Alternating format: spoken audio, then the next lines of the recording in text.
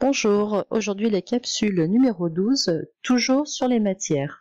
Donc le sujet est un petit peu vaste, donc je le fais en deux capsules. Là, je vais vous montrer dans cette présentation comment créer justement des tableaux, des visuels que l'on peut accrocher aux parois. Alors, je vais d'abord créer un cadre. Donc je prends l'outil rectangle, je vais faire un cadre de 100 par 100. Je vais lui donner un petit décalage sur les côtés, mais mince, je vais aller un petit peu vite. Donc je vais lui donner un décalage à l'extérieur, voilà, de 2 cm. Et puis, surtout très important, c'est, vous voyez, inverser les faces, comme ceci. Après, surtout, vous lui donnez une épaisseur. Alors, pourquoi? Parce que mon visuel, voilà, ne pourra pas se positionner sur quelque chose qui est plat, hein, sur une simple surface. Ce n'est pas possible. Donc, voilà. Et puis maintenant, je peux aussi le relever. Donc, je vais me positionner sur le côté comme ça. L'outil faire pivoter. Je me mets voilà, sur le disque de côté et je vais le faire pivoter donc à 90 degrés. Donc quand SketchUp voudra bien répondre.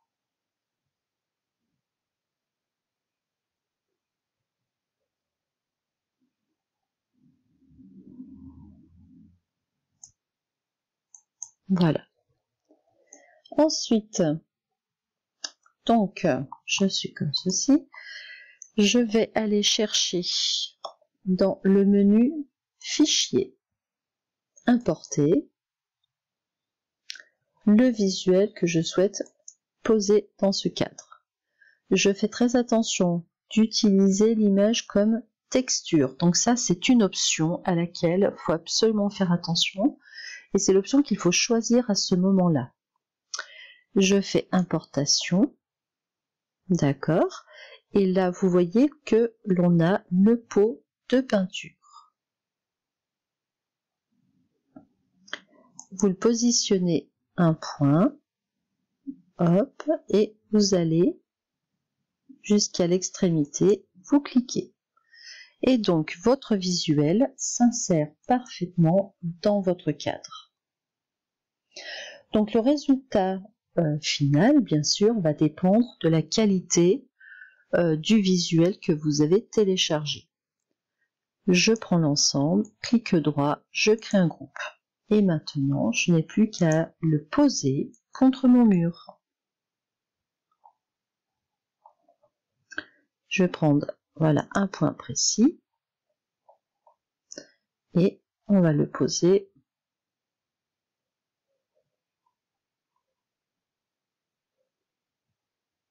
voilà, sur la table.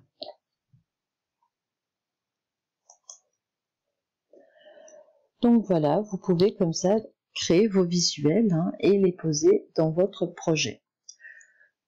Ensuite, une chose que je voulais également souligner, c'est lorsque vous avez le projet après de passer dans un logiciel de rendu, soit comme Artlantis, d'accord, ou Twinmotion. Donc il faut faire très attention de bien différencier tous les murs qui auront des matières par la suite différentes. D'accord.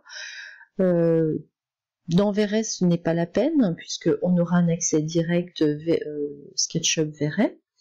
Mais pour des logiciels comme Twinmotion et Artlantis, qui sont externes, voilà, il faut bien différencier chaque surface pour que vous puissiez après mettre ce qu'on appelle soit des matières, soit des textures, soit des shaders, voilà, sur les surfaces que vous souhaitez. Donc on peut se créer une maquette copie avec plein de couleurs différentes. D'ailleurs, vaut mieux en général poser des couleurs, c'est plus simple.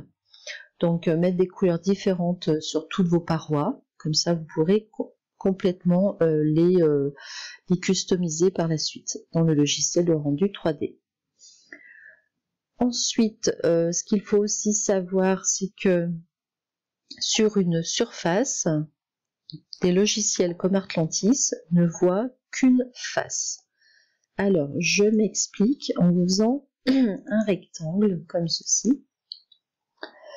Donc, vous voyez bien que cette surface, elle est grise. Si je sélectionne ma surface, je vais dans Info sur l'entité, d'accord? Et une face, en fait, a un recto et un verso.